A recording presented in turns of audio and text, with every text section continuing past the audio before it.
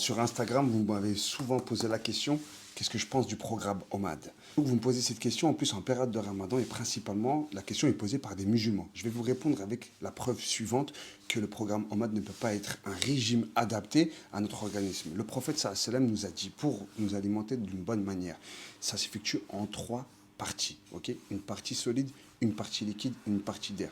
Donc, s'il y a de l'air, automatiquement, c'est qu'il reste de la place dans l'estomac.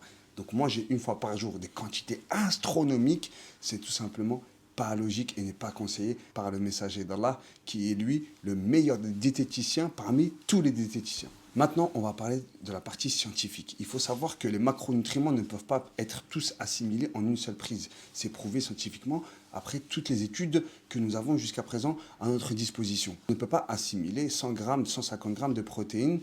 On parle de macronutriments, à part les personnes qui sont chargées aux hormones de croissance et aux stéroïdes. Oui, l'assimilation augmente quand l'hormone de croissance est hyper importante, mais la majeure partie des gens ne prennent pas d'hormone de croissance. Chose au niveau biologique, le pancréas, c'est lui qui trie les déchets. Le pancréas, c'est genre le flic, c'est le douanier, ok?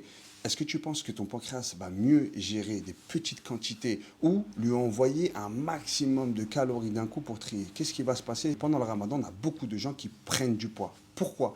Pour ce problème de pancréas, car il ne peut pas gérer un flux alimentaire trop important d'un coup, car il ne peut pas transformer ce qui est à transformer et mettre de côté ce qui est à mettre de côté. Ok, il va assimiler sa capacité maximale, c'est-à-dire 40 grammes par exemple de protéines sur une prise, et le reste, il va le stocker. Il faut savoir que la protéine se transforme aussi en gras.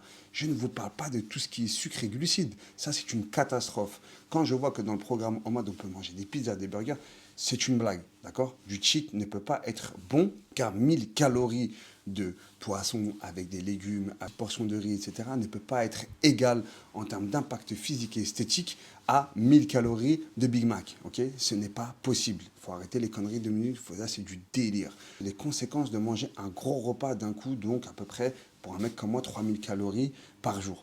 Et bien, qu'est-ce qui va se passer? Une fois que j'ai mangé mes 3000 calories, je vais commencer à avoir des flatulences, à avoir des problèmes digestifs et devenir très paresseux. Je vais vouloir dormir. Et est-ce que c'est le bon comportement? Est-ce que c'est la bonne chose à faire? Est-ce qu'on n'a pas des choses à faire? Est-ce qu'on n'a pas des choses à accomplir après avoir mangé? Je pense que manger n'est pas une fin en soi. Donc, manger est une source de carburant pour faire des choses, pas pour rester à l'arrêt.